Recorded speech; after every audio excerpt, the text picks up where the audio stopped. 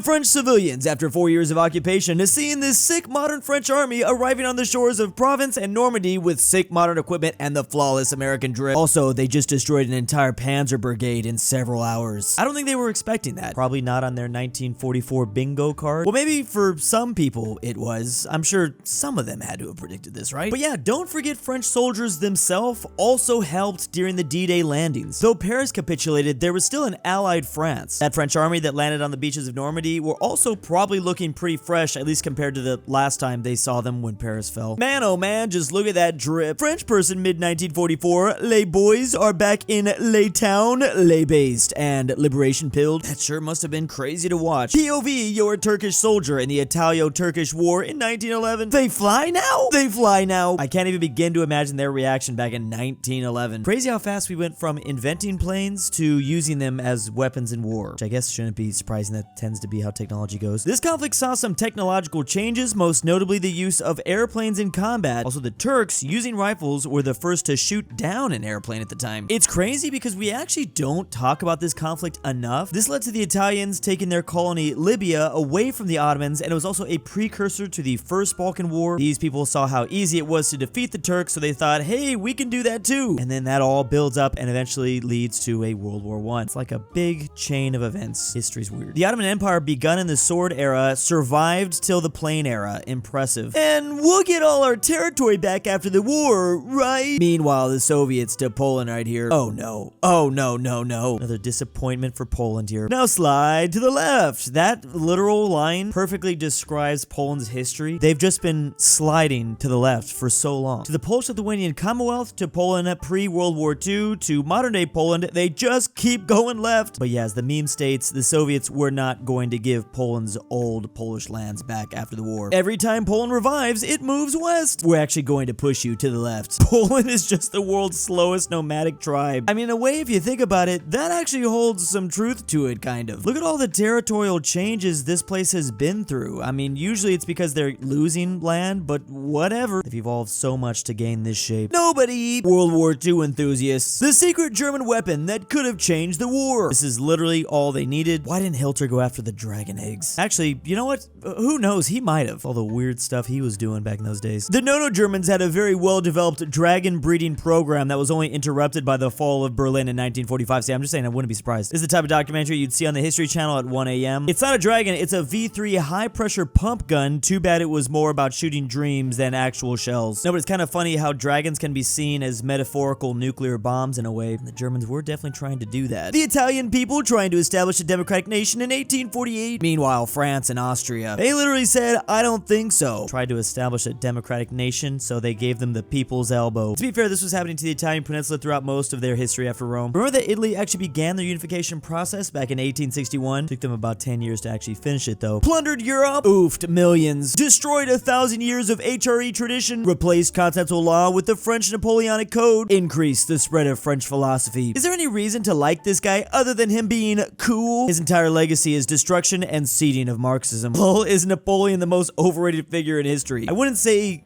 he was overrated. I mean, what he was able to accomplish is actually incredible. No one else was able to do that. But you could definitely criticize what ended up coming out of all those wars. Purely just as a leader, as well as a general, this dude was incredible. One of the best. Up there with legendary figures like Alexander the Great. Also, don't forget Napoleon started the whole short king thing. But he was average for the time. Christians after the death of Jesus. Oh wow, they're all together. Versus Muslims after the death of Muhammad. Well, when you create as large of an empire as Muhammad did, there is obviously going to be some infighting afterwards. I mean, have you seen the empires that grew out of the rise of Islam? Muhammad united the Arabian Peninsula. The Rashidun Caliphate united the Middle East. And we all know about the Umayyads. This meme specifically is talking about the series of secession wars known as this. As always, it stemmed from a lack of a clear successor. Meanwhile, Rome didn't officially make Christianity its official religion until 300 years after Jesus. It took a long time for the population to actually come around to it. It was different history, honestly. It's completely different. Your God is terrible! No, yours is is. Zeus is a piece of crap. Yes, he is. Man, that Greek mythology just completely built different. Meanwhile, Nordic gods get high by eating wood glue in the corner. One, that's basically most Greek gods, not just Zeus. It is kind of funny how, like, in Greek mythology, even the Greeks are like, yeah, the gods are terrible. You don't really see that in faiths today. Especially Zeus, though. Man, Zeus did some terrible things. Does this annoy anyone else as much as me? Real life battles versus the TV show Ancient Battles. I've been really trying hard to think why they do this. I think part of it is like this is gonna look a lot less cool on TV. They probably think the audience will be more engaged if there's just a bunch of chaos. But I do think if the directors were just creative enough, you can keep them in formation and it would still be good. There's no reason why this can't also be entertaining. The problem is they would stay in formation like this, like the entire battle, just stab, stab, block, stab, block. I guess when you put it like that, this stuff is going to just look a whole lot cooler in general. And there's always a commander screaming, "Hold the line!" Let's not even begin to talk about logistics. Movies literally never talk about this subject when it comes to war. That'd be so good though. Like, imagine just a movie that does deal with the logistical aspects of war. I think it can be done. Again, there's like so many films now where they make like the most mundane topics actually entertaining. I believe in you, Hollywood. Please, just try something new and different once, for once. People who discovered agriculture must have been like, yo, check out this unlimited food hack. I mean, it was literally like that. You know, all the nomadic tribes from the outside seeing this were like, for real? I'm about to crash out. Not true. It could also be seen as that sort of hack. Meanwhile, the most racist conquistador to ever live. Oh,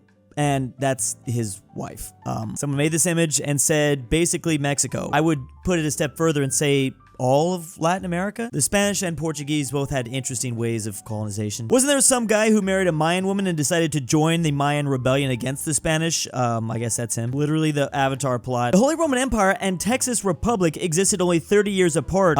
Cite your work. Us, Britannica says. Man, I can't even imagine this ratio. The Holy Roman Empire ended by Napoleon. Only 30 years difference between the Republic of Texas? Crazy. I'd be forgetting that the US existed during the Holy Roman Empire. Also, like, that is insane to me as well. Hello, I bought an Empire today and I've got a complaint. Hello, please describe the problem. Just sends this pic. Yo, what the frick? Did you buy it just completely broken? I guess they expected an Empire. This definitely, well, it says Empire, but certainly doesn't look like it. Attacks the whole world? No German fans complaining that the world united against them. I mean, yeah, what else did you expect? The Germans quite literally began attacking the entire world. Why are you mad? Everyone united against you. Either you attacked the entire world or your allies did, you know, in terms of Italy attacking Greece, of course, Japan attacking the USA. Of course, there were neutral nations like Switzerland and Sweden, but basically a lot of the world's major powers. POV, somebody just said the Soviet Union liberated Europe in 1945. I think Poland, Hungary, Latvia, Moldova, Romania, Lithuania, Czechia, Estonia, Ukraine, and Bulgaria would have something to say about that, but I don't know about the word liberated, but definitely under new management. Am I right? Congratulations, you're being liberated. Do not resist. Europa in 1945 onwards, due to Hitler ruining the swastika for us. That's now illegal to use. Meanwhile, the Finnish Air Force. Oh no, the Finns are gonna be exposed today. You'd be surprised at how long they used that symbol for. To be fair, that's not the exact same as the Nono-Germans. They didn't flip it 45 degrees. The other funny thing about this, they actually had this before the Nono-Germans even existed. The Air Force used this insignia back in 1918. That was like 15 years before the Nono-Germans took power. Obviously, this is just a bit awkward now, though. Remember, also, this symbol originates from India way further back. This shape can actually be found from archaeological sites over 6,000 years ago. In Sanskrit, it just means well-being. The Finnish Air Force didn't actually update their symbol up until recently. Yeah, ultimately, the Finnish usage of the swastika predates the Nono-Germans. And here are my patrons. I finally escaped from Drew's basement. Lucas, the Canadian Christmas Goose, Honk, Argentinian Grandpa, I'm DOOCHBAGGINS. Imperial Japan flag is the same as modern Japan. Koyle, please stop making this mistake. Archaeology, aPhatNarwhal, Pavlik, DaBeautiful-MEGAN-Underwood, Fredrik Tibblin, InquisitorXarius, Tambre, Mexican 76.